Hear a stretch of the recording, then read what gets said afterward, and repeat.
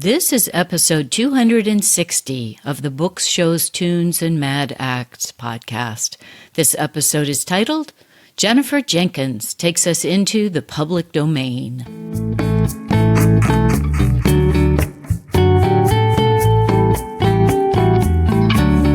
Hello, everyone. Welcome to Books, Shows, Tunes, and Mad Acts. I'm your host, Jennifer Crittenden. Books, Shows, Tunes, and Mad Acts is brought to you by Discreet Guide, the training company for improving your speaking and writing skills. Thank you for joining us, and tune in on Mondays for new episodes.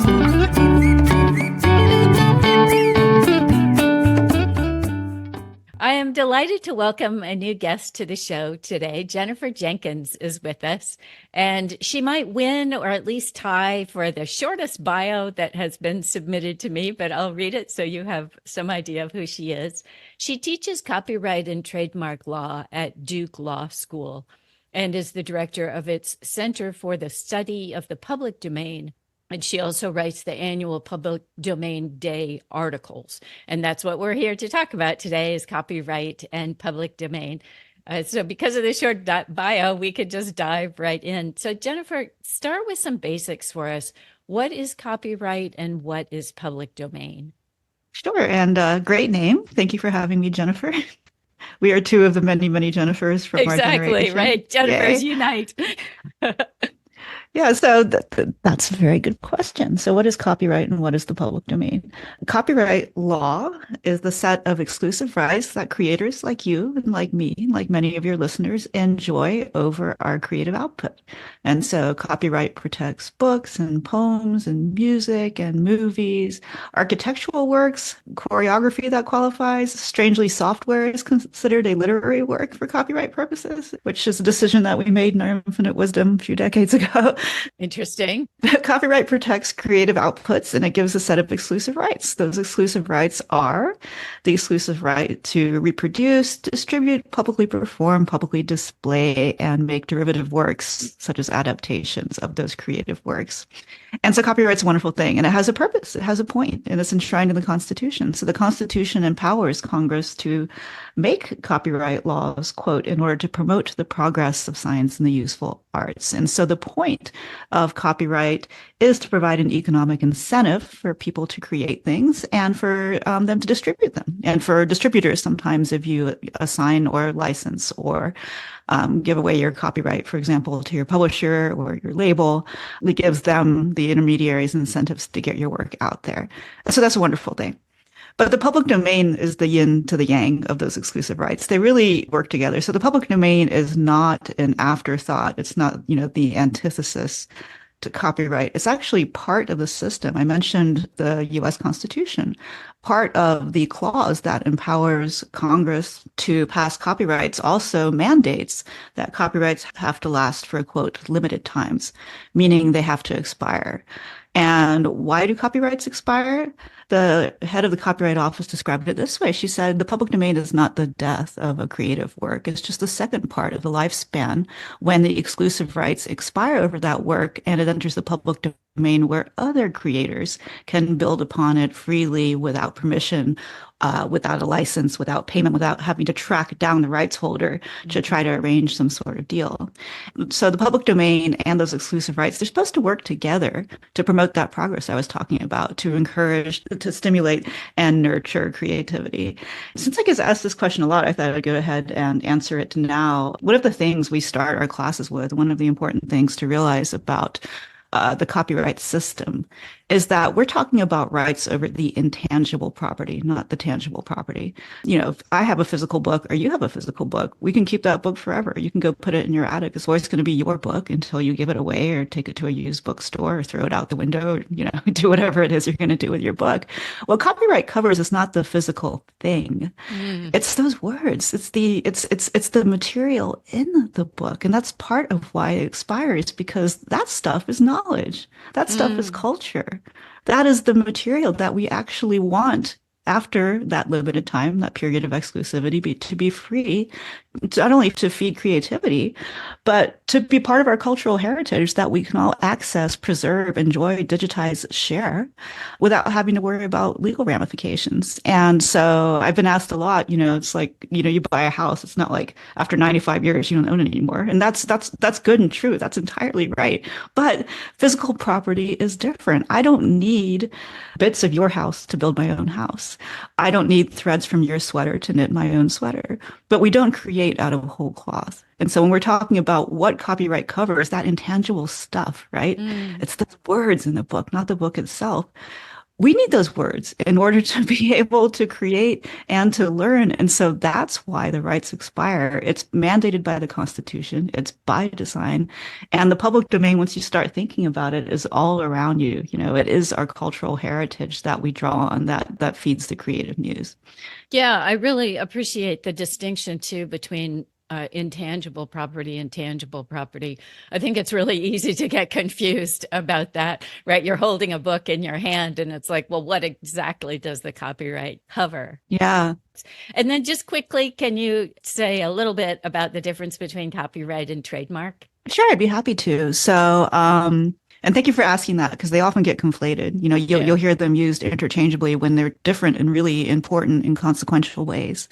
And so I mentioned the point of copyright is to promote the progress, to incentivize, and encourage the creation, distribution of knowledge and culture. The point of trademark is something completely different.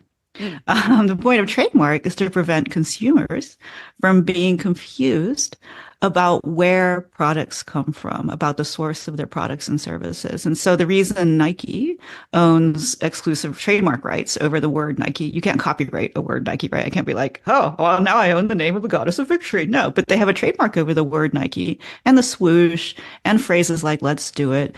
Because when I see those logos and those words on an article of athletic clothing or on a piece of, or on some tennis shoes or what have you, they tell me that I'm getting that product from Nike, from the same source that may have satisfied me in the past. I have certain expectations of how those products are going to look, how they're going to hold up, how they're going to wick moisture, what have you. And so the point of trademarks is different. It's all about consumer confusion. It's all about protecting the brand, the goodwill, and making sure we're not misled about the things that we're buying.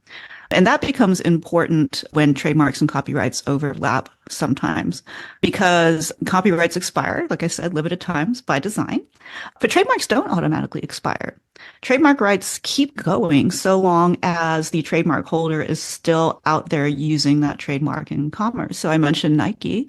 If Nike's still in business and they're still using the Nike mark and the Nike mark still tells me that I'm getting Nike clothing, 100 years from now, I won't be alive, but 200 years from now, 300 years around, right, they'll still have trademark rights in Nike.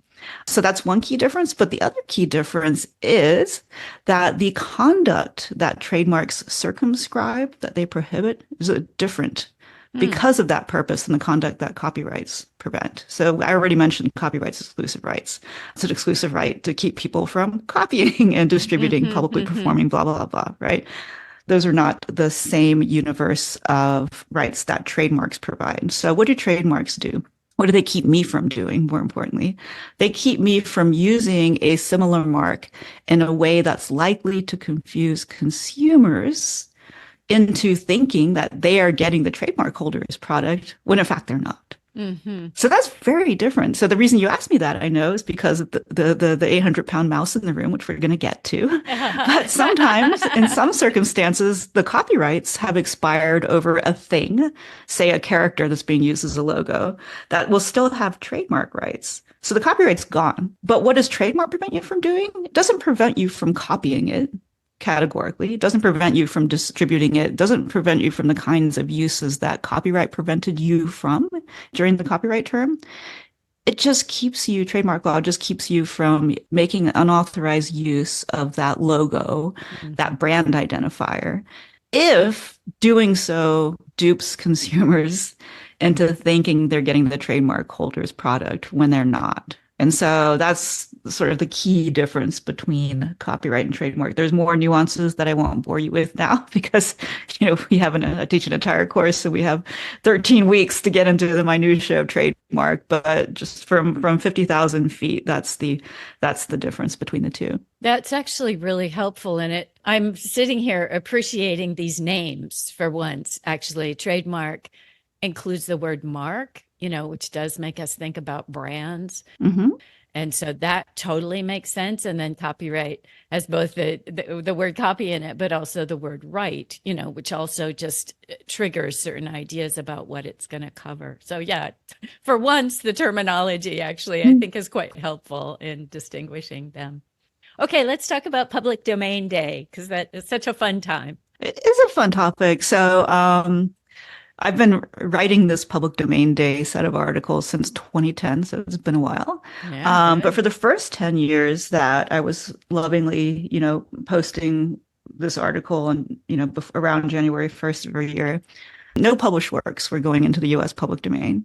So what I was writing was a counterfactual because we decided to freeze our public domain in 1998.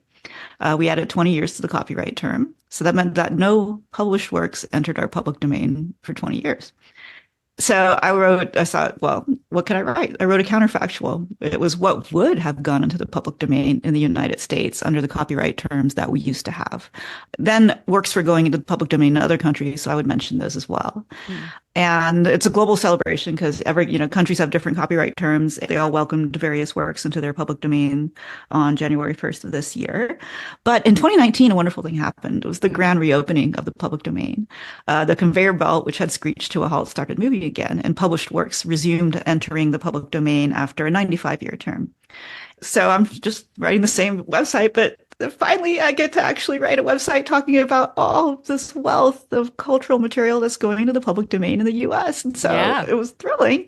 And people got excited. I mean, I'm talking to Uh-huh. you on a podcast. Why does everybody want to know about the public domain? It turns out that people are pretty darn excited about the opportunity to use, to enjoy, to copy, to share, to build upon creative works, even if they're from a bygone era, even if they're from the 1920s. I mean, even if they're, almost a century old, people are still really excited about it. And so Sure. that's what public domain is now. And so every year it's been a bit of a crescendo, maybe culminating in Mickey Mouse this year, just because everyone's so excited about that particular development. But yeah, so every year on January 1st, it's Public Domain Day, and it's the day that marks our celebration, our collective celebration as a culture about all of the works whose copyright has expired and who have entered the public domain, where now they belong to citizens, to everyone, to future artists, to anyone who wants to copy, share, and build upon them. Yeah, and of course, you give some wonderful examples in your articles, but I also have to just hop on here and say that yesterday I went to go see the movie Poor Things,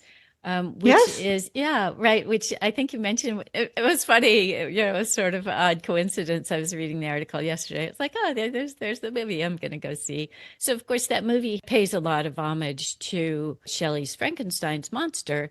And Of so, course. it was really a great example, actually, as I was watching that movie. I was thinking, there is so much connection between this movie I'm watching and Frankenstein. And, Hmm. it just brought it home to me very much about how our culture and our arts progress by building off of each other, right? And so, yeah, it was just a great example of exactly what you're talking about. Yeah, I love that example because, Frankenstein's monster and Shelley's book has been in the public domain for a long time. And you can just, look around you and think about all of the creativity it spawned. And, even as recently as now with the movie Poor Things, which is, adding all sorts of things to it, Right? Yeah. including a feminist spin, I guess, if you will. Hmm. And so that's just a concrete and current example of the kinds of works that are empowered by the public domain. Yeah, I think there's a quote in there about a wellspring for creativity. And I Hmm. thought, oh, that's really a good term for it. Well, just to get some more of the facts down here, when was copyright created and who governs it? So in the United States, our very first Copyright Act was from 1790. Oh, gee. The public domain was a lot bigger back then. Why? Because the maximum copyright term was 28 years. It was an initial term of 14 years when with the option to renew for another 14 years if the author was still living. So just think about that. And also, you didn't get a copyright unless you put the work out there with a copyright notice and a year on it. And Right. so there were a lot of things, a lot of what we call informal culture went immediately into the public domain because, no one was intending to commercialize it. But also everything after a period of 28 years was in the public domain. A lot of stuff after a period of 14 years was because the copyright holder didn't think it was worthwhile to renew it. Hmm. So contrast that with now, currently you and me sitting here in 2024. The current copyright term is life of the author plus 70 years. So, 70 years after we croak. It's a very long time for people. And then for corporations, corporate works, because they don't die, the term is 95 years. Okay, so that's a lot longer. But the other key thing is now you get a copyright the minute something is fixed in a tangible medium of expression, even if you don't lay a claim to it, even if you don't stick a Circle C on it, put a year on it, put your name on it. So what that means is that there's a lot of what I meant called informal culture, just that thing you jotted down, that doodle on a napkin, that picture that you just took, on a beautiful winter day of the snow with the cardinal in it.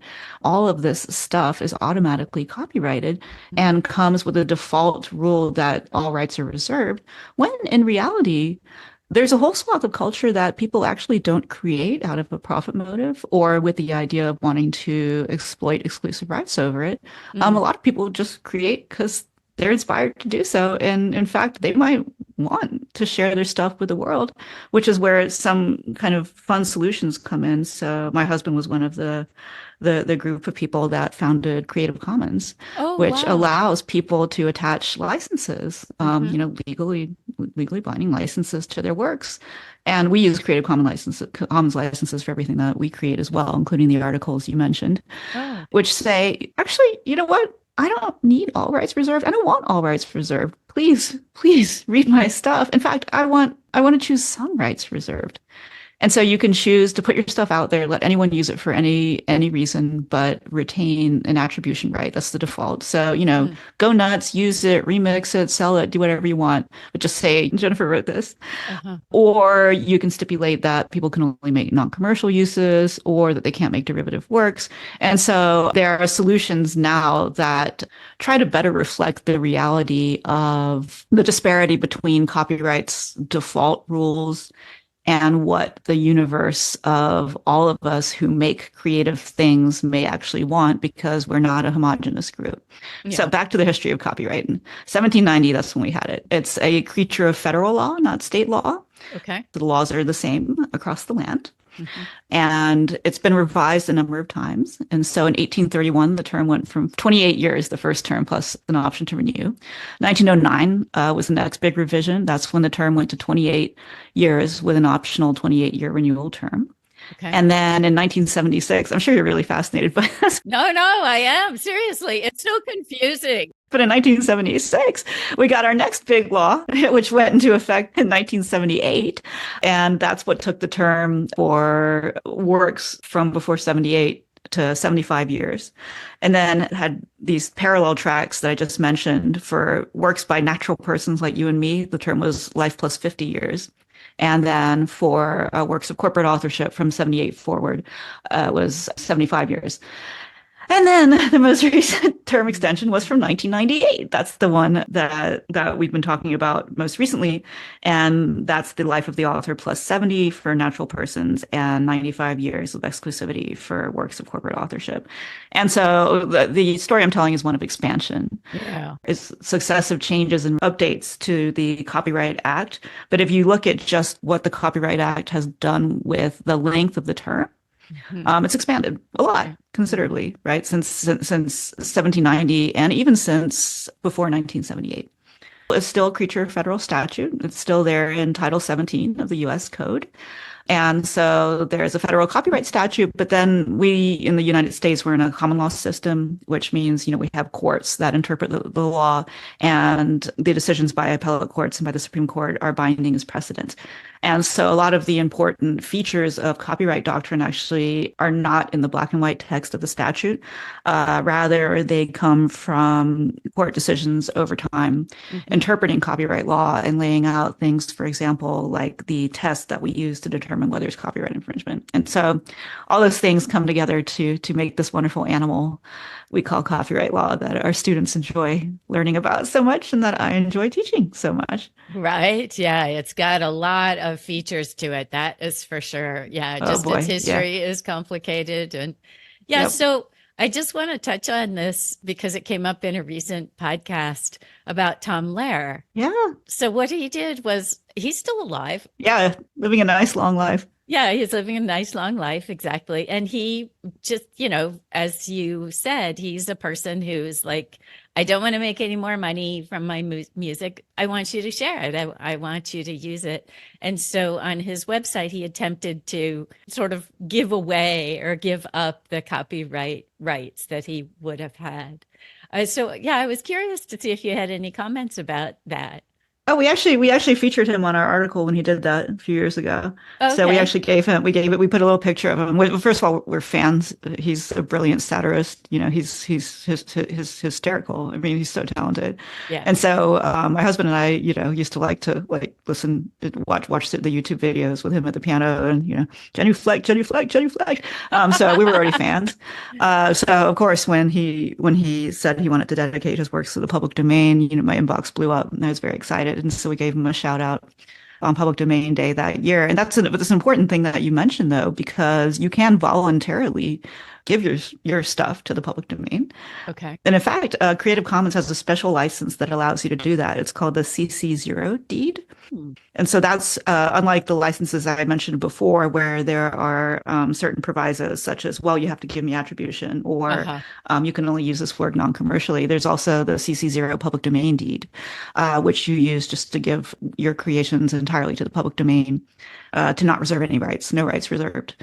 I see. It offers a tool for doing so, but you can also communicate that in other ways. And so I think that's very exciting. And while we're talking about it, because, we're going to talk about these older works from 1928. They're in the public domain, sure.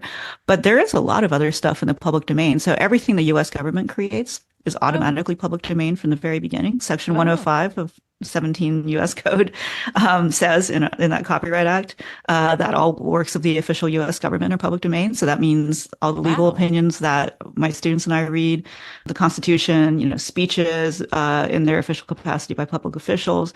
But maybe even more exciting to your listeners, everything NASA comes up with is immediately public domain, right? You don't have to run out and get someone's permission. And so all those, amazing images of space, if they're from the US government, they're public domain. Oh, gee. Also, there are features of copyrighted works that are automatically in the public domain because they're not eligible for copyright in the first place. So copyright never protects facts, doesn't protect raw data, doesn't protect ideas, doesn't protect stock elements that are necessary for creating in a genre. So I might write the most brilliant book and I put it out there and absolutely 100% awesome. I have a copyright over it. But the facts in that book, the ideas in that book, there are a lot of features of creativity that are not eligible for copyright, again, for good reason, because we don't want someone to be able to monopolize facts. We don't want someone to be able to monopolize ideas. We want the marketplace of ideas, right, to be available to everyone from the get-go. Part of the reason for that in the US is our strong First Amendment tradition. If copyright covered facts and ideas, then copyright law would be a walking First Amendment violation, because it would be a law, to quote the First Amendment, that abridges the freedom of speech, because it would give the exclusive right to the copyright owner and not anyone else to use those ideas, to use those facts. And so the public domain is actually a lot richer than just these older works whose copyrights are expiring now after almost a century. It includes a lot of other fun things as well. I'm glad that you brought that up. I think, I work a lot with writers, often amateur writers, and I think that's something that sometimes they're confused about when they've done research on something and then they discover that somebody else has used their research to create something else, and they often feel as though they've been infringed upon in some way. And yeah, that's tough, And right? I entirely understand that. I mean, copyright's this federal statute that's always trying to strike this delicate balance between the important control that it affords and, giving everyone freedom to use certain things, whether it's, journalists or writers or historians or what have you. But it's not the only sort of set of norms that govern our behavior. For instance, there's no federal law against plagiarism. Hmm. Shakespeare has never been copyrighted. He was writing before copyright. But if I write, a sonnet and it's his sonnet and I put my name on it, I'm still plagiarizing Shakespeare. And Yeah. my university should have very legitimate concerns about that. It's not a copyright violation, but it's a problem and it's Yeah. unethical. Similarly, if I'm a researcher and, everything in all the facts I completely ripped off from someone else without giving them any credit for it, that may not be a copyright issue, but it's not good. It's still Hmm. an ethical problem, right? And then, we talk about trademarks and copyrights. There's trade secrecy, which is, another sort of Hmm. regime that protects things that have commercial value and are also kept secret. And so there's, the universe of legal and ethical rules and norms goes beyond the copyright paradigm. Yeah. Within the copyright paradigm, there is always this balancing act, this sort of tug of war between control and freedom and, trying to get the balance right in a way that best promotes that progress. And it's not easy. It's why people are always talking about copyright law. And that's why the law's adjustments and changes over time are so interesting. Hmm. Hmm. As our attitudes adjust. Hmm. Yeah, and just a comment about Shakespeare. I was quite surprised once I started studying him to discover that plots that he uses in a lot of his plays were not original, that they were based on, Greek myths or stories that had come before, sometimes even fairly close to when he wrote his play. Yeah, he helped himself a lot. He was quite an avid borrower. And of course, there was no copyright when he was writing. And you said attitudes change. Attitudes were different. Yeah, It exactly. hasn't, to paraphrase someone else, sometimes or in some cultures, stealing a book is an elegant offense, right? I think that would, as someone who writes, that's like, no, it's not. Right? Right? Attitudes towards copying were different back then. The area of copyright that I focus the most extensively on is music.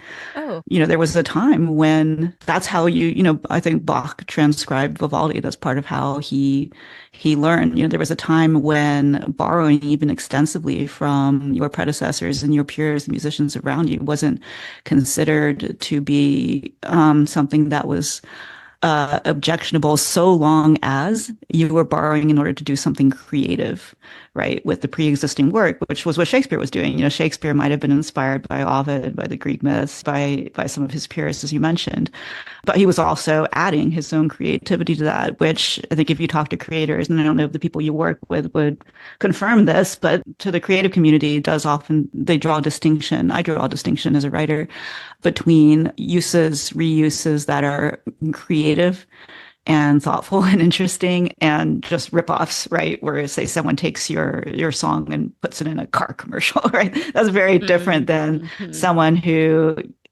tips their hat and takes a bit of your song, quotes a bit of your song in order to riff on it and do something really interesting with it.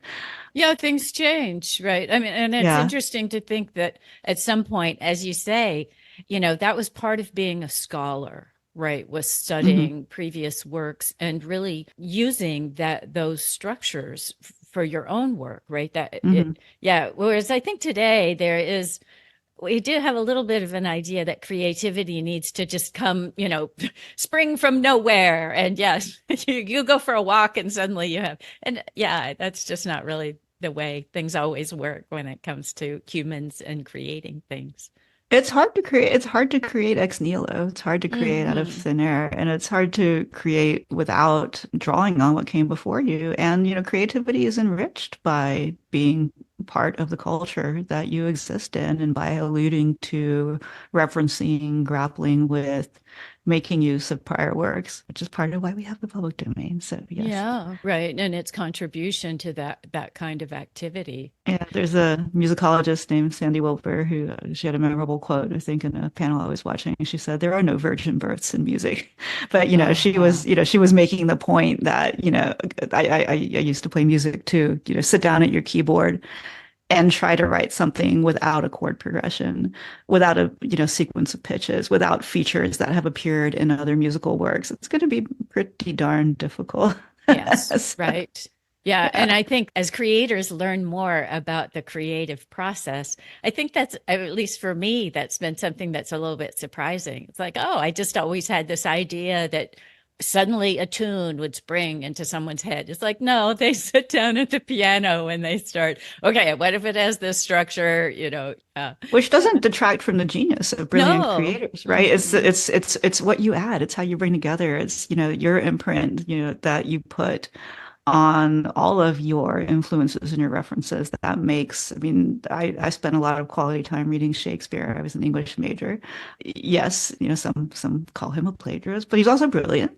Uh-huh. And both of those ideas can exist at the same time. Right. Yeah. And what I really like about it, which I think is all part of the spirit of Public Domain Day too, is that in some ways, this is a collective effort, right? That it takes a community to move these things forward and that we're all in this together, right? People are not working as individual contributors when it comes to our cultural resources, but that, yeah, we're all kind of working together to create things. I just think that's a lovely idea. It is, and if you look in human history, what English majors rejoice. Even the notion of the author that's grounded in romanticism is relatively recent. Hmm. There was a long period of human history where a lot of art was created as part of an oral tradition, as part of a communal tradition, as part of a group, not something that was, static and frozen on a sheet of paper and, the kind of thing that you could even think of as property and the kind of thing that you could attribute to a single person or a single group, as opposed to the community.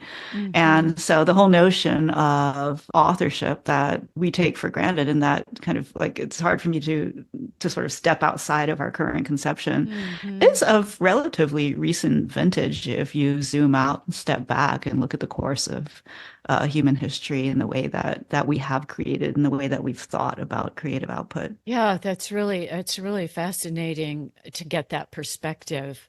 Yeah. So now that I'm old, I'm really astonished at some of the things that are showing up in the public domain because they feel like they're actually not that far back in history for me. So Winnie the Pooh, Sherlock Holmes, Dracula, Frankenstein's monster, we talked about Robin Hood, Snow White, Cinderella, Alice in Wonderland, and then of course Mickey and Minnie Mouse now. Yeah, I just wanted to ask you, is this a sign of our culture that things seem not that long ago? Like, are things sort of staying more relevant or more contemporary, through technology? Or is it just that I'm really old? It's definitely not that you're old, Oh, thank you. but I guess the way I think about that is by sort of definition, the works that we're talking about, because are the works that have managed to stand the test of time. Mm, We are talking about a subset of works from 1928, but the ones that are still in the cultural conversation are the ones that have retained resonance over the course of almost a century. And yes, they do seem familiar, but they're just this, they're the top, of the mhm. iceberg of these works that we're still thinking about and still talking about. And even that's even true of Frankenstein's monster and Dracula. I mean, these are all the things that are still in the cultural conversation. But then if you look at all of the creativity, like all of it over time in the public domain, the vast majority of the iceberg is underwater, forgotten, right? It's Mm. not even if you look at the works that just went into the public domain this year, probably well over 99% of the works from 1928 are not something that I know about or that you know about or that anyone's talking about. They're probably, long forgotten. And that's because of the creative lifespan of most culture. There have been a number of empirical studies on this and with various art forms. But if you think about it, you make things, I make things, right? I mean, it would be great if people were still paying attention to like this. Let's just take this podcast as an example, 95 years from now. But Huh. most of, I know, right? But most of what we put out there, sadly, kind of doesn't quite last that long. Right. So that's a roundabout way of saying sort of like it's part of the reason that these works seem so familiar is by definition we're talking about the works that have stood the test of time and still seem familiar, and part of it was to just emphasize that you're not old, but Thank you. I don't know, like I'm much more familiar than I want to be. Well, no, actually not than I want to be. I'm very familiar by virtue of writing this article every year with the culture that has stood the test of time from 1923 to 1928, because that's what's gone into the public domain from 2019 to the present. Yeah. And I am struck, and maybe it's part of me feeling old too, just by the quality of some of this material and how much it does still resonate. So, this year I'm a book person, English major, and I was looking at the literature from 1928, and I was like, wow, you know, two of these books were banned for obscenity. We're talking about banning books again these days, right? One of these books is, one of the most striking explorations of gender fluidity, something we're very much still talking about now. You look back in a time capsule to almost 100 years ago, and you find things that we're still, very much debating as a culture in the pages of those works from 1928, which is kind of incredible and quite striking. Mm-hmm. And, we can still learn something. We can learn something from the past. And one of the things we can learn is how far we've come, though. I mean, one of the other thing that's very uncomfortable looking at this time capsule back to the 1920s is the sort of regular use of racial stereotypes and derogatory terms. And oh my goodness, blackface, right? Mm-hmm. And it's, you're looking at some of the most popular movies and you're like, oh God, no. And so it's both a celebration, but also, a somber reflection of some of the more problematic things that can be found in the culture back then that, we can hope that we've learned from and moved away from. And once these works are in the public domain, we could reimagine them, with the lessons of the intervening century to inform us, which is kind of exciting too. Exactly. Yeah, I think that's a really good point. Yeah, and I think that is also why to me, it seems like this is an interesting thing for creatives to see from a historical perspective. It was what was happening back then. I think, when we're young, we think we've created everything, right? From love to despair. But so, it's a good reminder to look back and see what was relevant back then. But as you say, also to see actually things have changed, right? For me, it's all cause for celebration, right? That's what history teaches us. I just think it's great. I think the work that you do is really fascinating. All right, so let's talk about the 100-pound mouse and what has transpired this year and some histories and complexities about that, because I think it's particularly exciting. Well, first, thanks for the kind words. You're far too kind. So, yes, this mouse. The mouse. Yeah.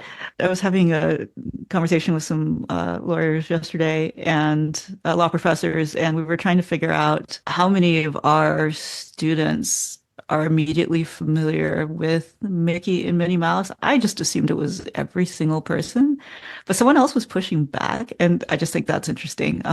But at least for me and someone of my vintage, it's a pretty iconic mouse. Even the old mouse, which I think you described as having some rat-like features or something. Well, a lot of people do describe as being, I mean, relative to the newer iteration, exactly. Right? So right. Slightly less neotenous, slightly more rat-like.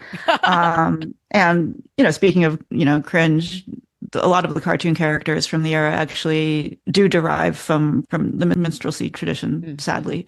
There's a book published by Duke University Press that actually delves into not just Mickey Mouse's roots, but the roots of a lot of those cartoon characters. And Oh, really? Oh, how you interesting. can see not only in the characters' appearances echoes of the minstrelsy tradition, but also in the other character traits and moves. And so that's an interesting sort of side area of study. But now, at least for me, I think of the mouse as being, quite a cute character that I grew up with that has, for me, at least a certain amount of sort of wholesomeness and innocence. But why is this so exciting for this whole public domain thing? Because of something that I call the 95-year love triangle between Disney, Mickey Mouse, and the public domain. And the reason I call it that is because for many, Disney was the most prominent supporter of that 20-year term extension that I mentioned that froze the public domain and ensured that no published works were going into the public domain for 2 decades. And in fact, that 1998 law was nicknamed by some people as the Mickey Mouse Protection Act, which is oversimplified and does overstate their role in the legislative process. There were a lot of rights holders who lobbied for that term extension. So it wasn't like Disney single-handedly ushered it through Congress, no, but they certainly supported it. Uh-huh. So on the one hand, they have become a figurehead for the erosion of the public domain and the freezing of the public domain for that 20 years. But at the same time, they are one of the single best use cases for just how valuable the public domain is. Because if you look at the beloved movies that you and I probably grew up with and people still watch that come from Disney, a lot of them are remakes of public domain Mm. stories. Snow White, Cinderella, Sleeping Beauty, Pinocchio, Beauty and the Beast, Hunchback of Mhm. Notre Dame, The Christmas Carol, right? You're thinking, Dickens, you're thinking, Mhm. you're thinking the Brothers Grimm, right? The fairy tale authors. And so Disney did brilliant things with those. Those are wonderful movies, but it just shows what you can do with public domain works. And so you have Disney as being symbolic of both the value simultaneously and the erosion of the public domain. And then you have Mickey Mouse, the character, as the emblem of both of those things. And Mm. so that's my love triangle. But I think that's part of why beyond just Mickey Mouse being such an iconic character, that the long-awaited entry of Mickey Mouse into the public domain has been so symbolic, so deeply symbolic, and such a significant moment for people who think about these issues. Mhm. Because remember, I took you through the boring history of copyright law, but Mickey first appeared in 1928, and so Mickey was initially set to go into the public domain after that 56-year term in 1984. Boom, but the term was extended. So then Mickey was supposed to go into the public domain in 2004. Boom. But then it was extended again before that. And so now Mickey is officially in the public domain, finally, Mhm. Finally, he's after out. the Mhm. 95-year term. And it's just a moment that a lot of people have been waiting for, both people in the copyright community for the reasons I talked about, but also people generally, because at least until I had this conversation with these law professors yesterday, because I I thought know, this character right? was so well known. Maybe I'm wrong. I mean, maybe Frankenstein and Dracula, Frankenstein's monster, sorry, and Dracula and I don't know, Robin Hood and Helen of Troy. Maybe these are more famous sort of characters that have long. I don't know. You would have to ask a young person, right? And I Mhm. am not one. But that's part of why it is the 800-pound mouse in the room. That's part of why this is such an exciting moment. I know I'm asking you to put words in your mouth, but what was the justification for those extensions? Can you explain what the rationale was? I mean, there were a number of different rationales that were offered. One was that we were harmonizing our term with some other jurisdictions. So the EU, for example, had increased their term from life plus 50 to life plus 70. And so we increased ours to life plus 70. That sounds kind of like an attractive rationalization, sort of international uniformity, until you start looking at it in more detail and realize that we only made our term uniform with a kind of a subset of works. So just to give an example, we only put the life plus 70 term in for natural persons for works that were created after 78, whereas that's the term for all works overseas. They have different terms for works made for hire than we do. So like if you look at the copyright term that we apply to everything across the board, we actually only harmonize like selectively like some categories. But anyway, Right. that was one of the justifications. Fair enough. Okay. Another one of the justifications was, so you have to think about when this was going on, the term extension was in the 90s, and when the World Wide Web was a baby, it was new, it was exciting, it was great. Hmm. And one of the justifications was sort of digital migration, the idea that if the term was 20 years longer, then the owners of these older works might be incentivized to sort of digitize and preserve them. Great. Except for that doesn't seem to be the case. The preservationists, the people with the incentive to actually sort of rescue these older works and digitize and preserve them, were third parties who were prevented from doing so by the copyright term extension. Right. So Yeah. it had the Yeah. opposite effect. Because if you think about it, if you're rational and you own a bunch of properties, why are you going to put your money into preserving and digitizing the stuff that's not making money anymore? Right? You're Right. going to stick with the golden goose. That justification doesn't really hold up entirely in reality. But another notion was just, and the thing is, I completely recognize the intuitive appeal of this, is we all love copyright. I've spent my life, dedicated my life to learning about this field and teaching people about this field. Creators enjoy rights, and that's good. That's a wonderful Hmm. thing, right? Hmm. And so it does seem intuitive to say copyright's great, more copyright must be better. It's Hmm. like, I love these people's art. Why not give them an extra 20 years? And that has a great deal of intuitive appeal to it until you step back and look at how things actually work out in practice. And that's where something we talked about a few minutes ago comes in. The problem with the current copyright term, it's life plus 70, like I mentioned, or 95 years for corporate works, is that it outlasts the commercial lifespan of the vast Yeah. majority of Hmm. creative output. The upshot of that is Congress extended the term for everything, Hmm. not just for blockbuster works, for Hmm. everything. Hmm. Hmm. So what that means is the vast majority of works that got that extra 20 years, they were already 75 years old.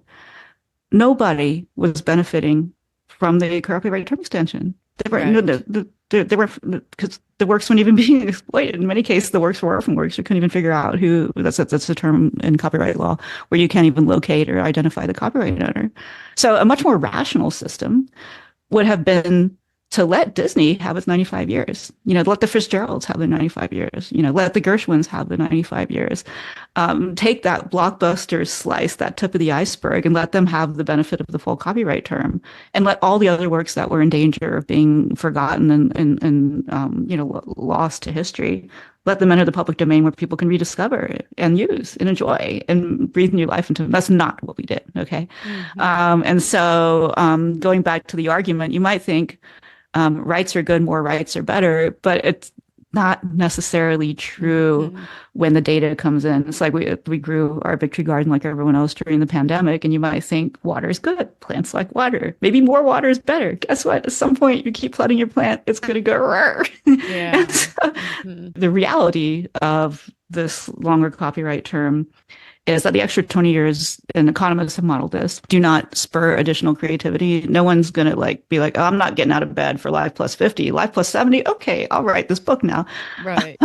Yeah. But the cultural harm has been very well documented. Historians journalists find their work incomplete because they are worried the rights prevent them from using all of the older works in the way that they want to. Films have disintegrated because preservationists can't digitize them. A lot of culture is basically locked away for no good reason from researchers and scholars and educators and historians and journalists and fans and people and enthusiasts and all of us who would really love to be able to freely copy share and build upon them. There were definitely justifications that seemed to make sense at the time in the 90s that were offered in favor of term extension. And then there's what we know now Yeah. from a pile of empirical research, academic research, writing, retrospectives. We kind of have the verdict, and now we have heads of the Copyright Office who are very much like pro copyright, right? Saying, one of them said the term extension was a big mistake. Another former head of the Copyright Office, wrote an article where she suggested what I mentioned, which is, well, why don't you, let the owners of blockbuster works just opt in? to the extra 20 Mm. years and let everything else go into the public domain. It's kind of rational. Hmm. This isn't one of, there's a lot of things that I teach where there is on the one hand, on the other hand, and it's subtle with the length of the current copyright term and the cost benefit analysis. It's done a lot more cultural harm than good. Hmm. I'm delighted that some people were able to enjoy that extra 20 years of exclusivity, but it's just a tiny slice of culture. So that's the verdict is in, and we kind of know that now, even if it wasn't as clear when this provision was being debated in front of Congress in the mid 90s. Yeah, I think that's really interesting. You haven't used this word, but the thing I was thinking about is what happened during those 20 years. And in a Hmm. way, you could almost say that a lot of works died during those 20 years, right? They lost their accessibility, so to speak. People forgot about them and don't know about them and didn't preserve Yeah, that's the them. sad thing. And if you think about the timing too, just reminded me what you said, what was going on. It was the first time technologically, it was the birth of the World Wide Web, right? It was the first time in human history, we actually had the capacity to put all of this culture online Mhm. and to preserve it and make it available to everyone. And we pushed, the pause button right at that moment.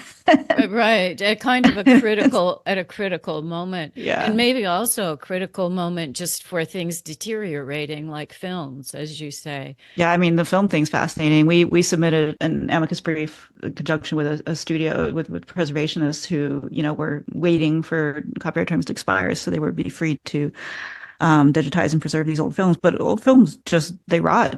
Yeah, Sometimes spontaneous combustion, right? 75% of films, this is what the Library of Congress says, from our silent film heritage, are lost forever in their entirety. So it's like they may be technically be public domain now, but we'll never right. see them because they don't exist. Yeah. They're gone. And sometimes, I mean, there are a lot of reasons that some films were intentionally destroyed, but it's the loss, I guess, of that heritage, the unnecessary loss of that heritage, which is kind of sobering. Yeah, exactly. That extension, in fact, caused things to disappear. There's a term that you use sometimes in the article, and so I want you to talk about it a little bit, is what is the invisible public domain? Sure, and that's not my term. I don't know who first said it, but it's a term that people use. So the invisible public domain is all of the things that actually are in the public domain, but because copyright is so technical and finding copyright data can sometimes be so challenging Mm. that it's invisible. Like it's not this corpus of works from 1928 that we're celebrating. And so more copyright minutia. Hmm. For example, what's in the invisible public domain? One of the categories of works that's in the invisible public domain is any work from before 1964 that was either published or registered before 1964, but did not renew the copyright because you used to keep the copyright for the full 95-year term. You had to renew it in a timely manner by the end of the 28-year term. That's Okay. a lot of stuff. That's Yeah, decades yeah. worth of works. Like Hmm. imagine, like okay, we were talking about 1928, and we're like, yeah, some of it still seems relevant. But you start thinking about everything from 1963 before that was that where the copyright was renewed. Like, That's really ah, a lot of that's World stuff. War II. Yeah. Yeah, That's the early yeah. 60s. That's the 50s. That's a lot of culture. But Right. in order to figure out whether a work is in that category and give it the stamp of public domain, you have to go into the catalog of copyright entries and make sure that your search is perfect and to figure out whether the work was renewed in a timely manner or not. Sometimes it's not that hard. Sometimes it's a control F, but sometimes it gets complicated and time consuming. And so that's part of the invisible public domain.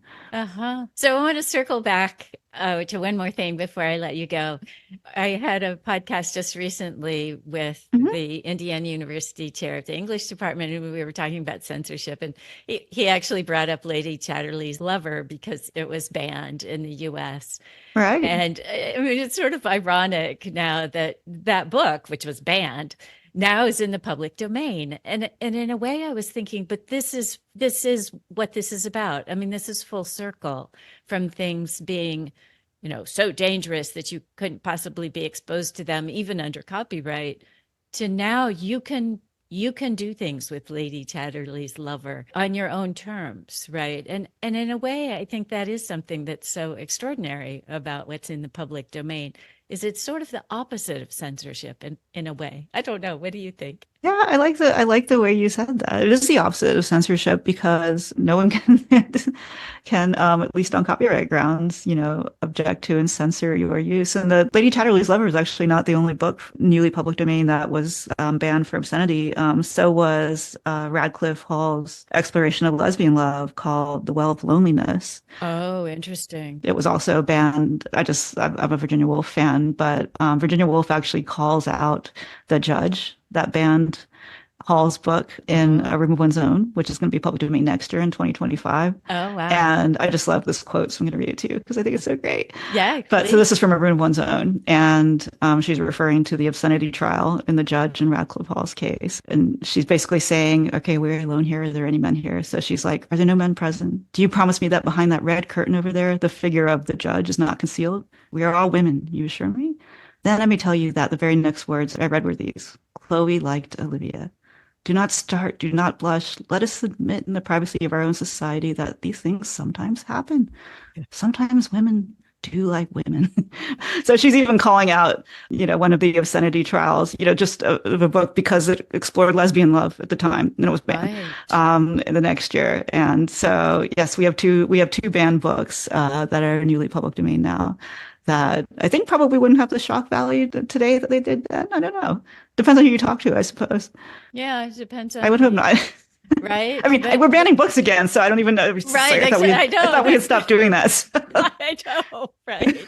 Yeah, exactly. It's hard to predict how the pendulum will swing and how things will turn, right? Yeah. Yeah, So, that's true. but I think the public domain is definitely a factor in our ability to access things and then bring them back into light and explore them. So, and of course, you're a big part of that. So, thank you so much for the work that you do.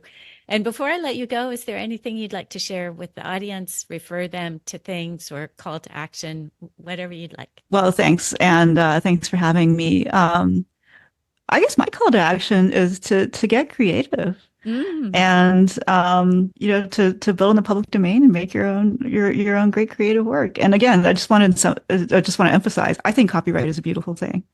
But the public domain is just, it's the yin yang. It's part of the system, and that's a beautiful thing too. And I guess I would like to see people doing things other than slasher films, maybe with some of these new films. I mean, nothing against that, but it's just, I'm in this news cycle right now, right? And there's things that are buzzworthy, which appear to be the grosser it is and the more incongruous it is, the more people want to talk to me about it. And great, I am aware that someone made a slasher film with Winnie the Pooh. I am aware that, that those plans are in the works for Mickey. But the reason that these are above the fold and that they're trending is because of that just sort of, free buzz and because it mm, is so incongruous with the innocent, wholesome, lovely original. But, speaking of invisible public domain, there's also sort of the invisible world of public domain reuses, which is there's what makes the headlines and what's buzzworthy, and then there are all the other wonderful things that are under the radar that the New York Times isn't calling me about that people are right. doing with Winnie the Pooh or with newly public domain things, the serious uses, the thoughtful uses, dare I say, the cute and the adorable uses. And I Hmm. know this because of my position, because people actually send me emails. They're like, look, I read a poem, Uh-huh. or, look at this painting I made. And I'm just like, oh, that's, I made this for my grandchild. Or, finally my high school, kid who's a violinist can, made his arrangement of this song and here he is performing it on YouTube. And, that stuff's out there. Hmm. And the universe of what talented, creative people are doing with public domain works, is so much broader and wider and richer than what makes the headlines in the short term.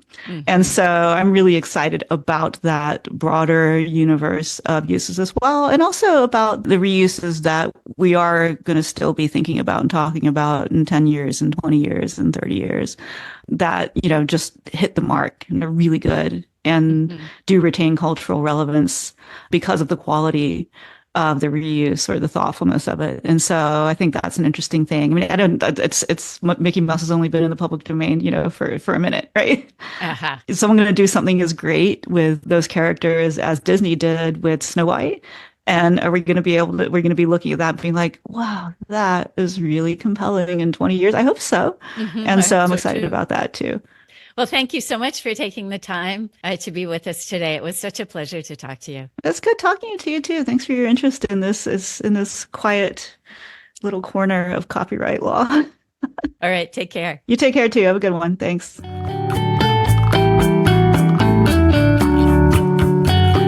Thank you for listening. Our goal in 2024 is to expand our audience because we get such great guests. So we'd love your help in spreading the word by sharing, subscribing, liking, thumbs upping, rating, and commenting.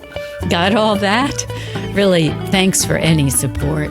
Books, Shows, Tunes, and Mad Acts is brought to you by Discreet Guide, the training company for improving your speaking and writing skills. Also, a shout out to Podomatic, our podcast hosting platform. You podcasters out there might want to check them out. They've been good to us. And finally, thanks to Quincas Morera for the theme music.